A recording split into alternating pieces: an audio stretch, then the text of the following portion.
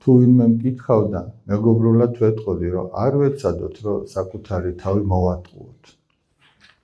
იმიტომ რომ ვერ მოატყუებ. ცოტა ხნით კი შეიძლება მოატყუო, მაგრამ საბოლოო ჯამში ყველა მიცის რა არის შავი და რა არის თეთრი. ამიტომ ჯობია რომ თქვა, რომ მე ეს შემეშალა. აღიარო.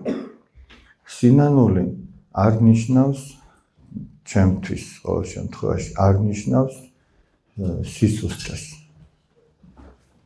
და სირცხვილს. პირიქით, სინანული სიმამაცეს უკავშირდება. სინანული და აღიარება ვაჟკაცობას უკავშირდება და არა სირცხვილს, იმიტომ რომ რისი თქმაც მრცხვენია, ის უკვე მოხდა. თავშად ადამიანმა რაღაც უზნეობა ჩაიდინა, რაც სამარცხვინო, ის სამარცხვინო ხო უკვე მოხდა.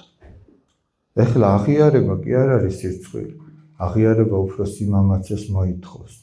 აი ტყუილი რო თქვა და თავი დაიძვრინო რაღაცისგან, ეგ სისუსტეს მოითხოვს. ეგ სუსტი ადამიანის თვისება ძლიერი არ იტყვის ტყუილს, იმიტომ რომ რომც დასაჯონ ურჩევნია რომ სიმართლე თქვას. სუსტი ეცდება რაღაცა გასაძრომი იპოვოს, როგორმე გადარჩეს.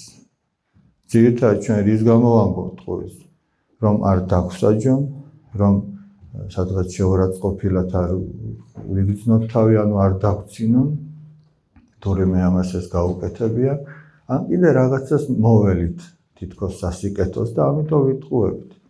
მაგრამ ძლიერი ადამიანი არ იტყუება. აი როგორც ნეტარება ამბობს, ნეტარიყვნენ რომელთა შიოდეს და წყუროდეს სიმართლისათვის, რამე თუ იგინი განსხვენ. ანუ სიმართლე ისე გიყვარდეს, როგორც აი იმ შიერ წყურვალს რო საკვები და სასმელი უყვარს, აი ესე ეძებდე.